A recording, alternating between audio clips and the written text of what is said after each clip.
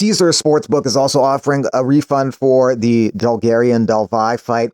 Mobile customers with losing bets on the Delija UFC fight will receive a cash credit within 24 hours singles or within 24 hours of the last leg being determined parlay, should that bet have won without that leg included. One rumor about that fight, FBI notified UFC about abnormal action and line movement and gave them hours to pull the fight. They chose to continue.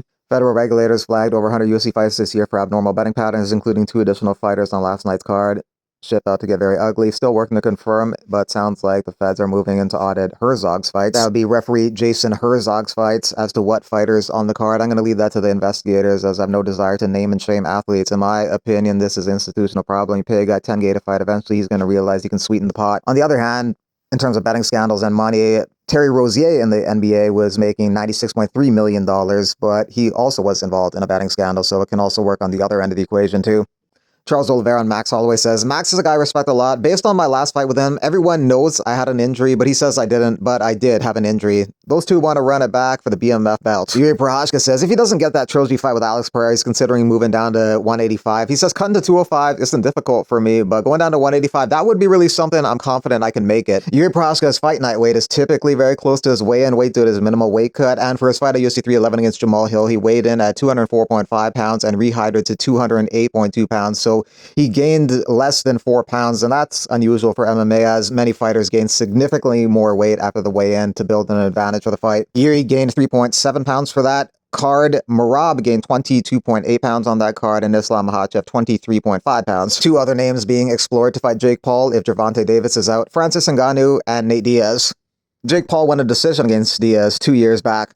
Maybe the UFC did listen to the response to Bo Nickel being on the main card and Beneil Dariush versus Benoit Saint-Denis not being on the main card in the prelim. So it looks like they switched that up. Now the main card for UFC 322 in a couple weeks' time. JDM versus Makhachev main event. Co-main Shevchenko, Weili, Brady Morales, Edwards, Prates, and then Beneil Dariush versus Benoit Saint-Denis kicks off the main card. I guess Bo Nickel headlines the prelims against Rodolfo Vieira. This comment by Delija a couple days back did not age well at all for him. I really don't understand. At 33 fights, never poked somebody in the eye, and I do believe the punishment for that should be severe, and he ends up poking Waldo Cortez Acosta in the eye over the weekend. Pantoja thinks it's easy money, him beating Joshua Van. He says it's easy money for him to bet on that. He shouldn't be talking about betting at this juncture, but he says, if I could bet, but I can't, but why not submission? Easy money. I'm thinking about guys in his last 2 fights. See the odds. Pantoja finished by submission, rear naked choke is free money. It will be interesting to see if Pantoja can take down and hold down Van, because he's tough to take down and hold down. But if anybody can do it, it's a championship level fighter like Pantoja. If he can't, though, it's going to be very interesting, because Joshua Van has some tremendous boxing skills, really good striking, and he doesn't seem to tire too much. And if he does tire, he doesn't show it. He just keeps marching forward and fighting. Steve Garcia looking to fight Max Holloway after his victory over the weekend over David Onama. Probably reaching a little too high. It would be an interesting fight, because any Steve Garcia fight is interesting and exciting. He fights in a very aggressive manner, but Holloway is probably going to end up fighting Oliveira. Also, Max Holloway is no longer in the 145 division. He's at 155. Steve Garcia is number 12 at 145. The 4 guys ahead of him are potential opponents Patricio Pitbull, Jean Silva, Josh Emmett, and Brian Ortega. Chiesa has shown some questionable rear naked choke defense against Kevin Lee himself. That's a good reference. I always thought it was funny that Chiesa just let Kevin Lee rear naked choke him and said he was defending the choke by flexing his neck muscles or something, relaxing and flexing his neck muscles. But Chiesa really went in on Bulgarian and his sub defense, which was interesting because it just made Bulgarian look even more suspicious. He used to be coached by James Krause too. Yeah, he'll probably be investigated like James Krause too and cut by the UFC like James Krause too. On December 11, 2021, Amanda Nunes apparently bet on herself and lost to Pena the same way, rear naked choke that she hardly even tried to stop. No one blinked an eye. Next year, she beat Juliana decisively and took her belt back. Naturally, Nunes was an absolute dominating for a decade. On December 11, 2021, Nunes apparently bet on herself and lost to Pena, same way, rear naked choke. Hardly even tried to stop. No one blinked an eye. Next year, she beat Juliana decisively and took her belt back. Naturally, Nunes was absolutely dominating for a decade, except this one fluke. Yeah, right, a fluke. Her story was she was sick and she ran out of cardio on that night and ended up losing, which does happen. People do get exhausted and basically tap out due to exhaustion as opposed to anything else. Like Fluffy Hernandez's past fight with Roman Delija. The guy didn't even have the choke properly in, but Delija had absolutely no energy and got tapped out due to that, basically from exhaustion and not being able to defend anything.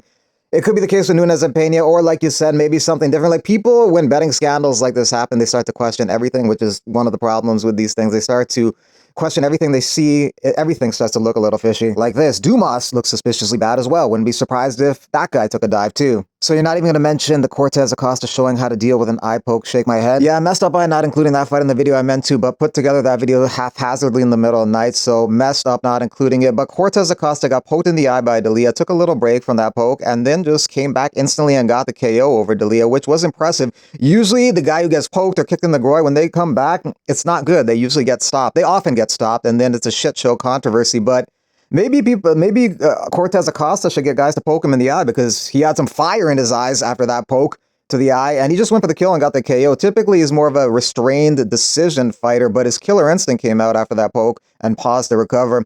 So if he can channel that same energy without getting poked in the eye, he'll probably get some more finishes in the UFC. But as far as the Aspinall situation, not all pokes are the same. I don't know how bad Aspinall's was, only he knows, but I got to give him the benefit of the doubt. If you can't see properly, you're going to get knocked out by Cyril Gahn. If he wasn't able to see right and he continued, he was going to get knocked out. So Delija loses, and another heavyweight contender is killed off. The division struggles to find new contenders, which is why maybe it's not a bad idea for Alex Pereira to just jump up and try and make a run for that belt. The division, he could have a lot of success in that division, and who knows, maybe he could win the belts. Regardless, it'd be a fresh set of matchups for him.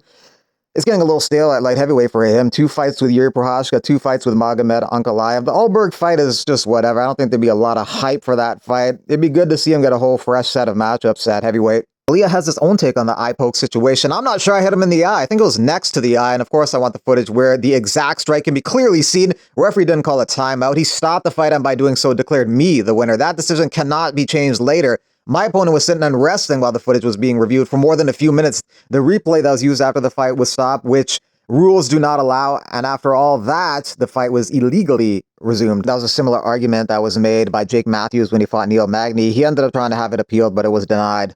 Bulgarian on the last fight of his contract. Bulgarian trains at you-know-what gym, trained with you-know-who, talking about James Krause. Bulgarian tells a podcast on Fight Week fighters should get a percentage of betting. Bulgarian fight suffers the biggest late line movement since you-know-which fight, cinema. It's a shame that Bulgarian's legacy may end up being this because he's a fighter who's good and had a lot of promise and potential. Crazy thing about all those bets coming in on him to lose in the first round is he's a killer in round 1. If there's a fighter you don't want to bet against losing the first round, it's him. Bulgarian goes so hard in round 1. That's why all 4 of his victories as an amateur were first round finishes. 6 of his 7 victories as a pro were first round finishes. The guy just demolishes guys in round 1. Either gets a stoppage or maybe gets a 10-8 on them. He's a guy you always pick to win round 1, not to pick to get stopped in round 1. Round 2 and 3, that's different. Sometimes he goes so hard in round 1, he loses steam in 2 and 3 and gasses out. That's what happened when he fought Christian Rodriguez. But in round 1, you don't bet against a guy like that unless there's something fishy going on.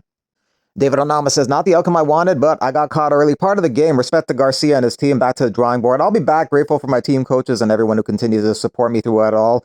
And every setback is just another setup for a stronger comeback. And that's it for now. Like, comment, subscribe, and share. Donate via Super Thanks. And until next time, thanks for watching.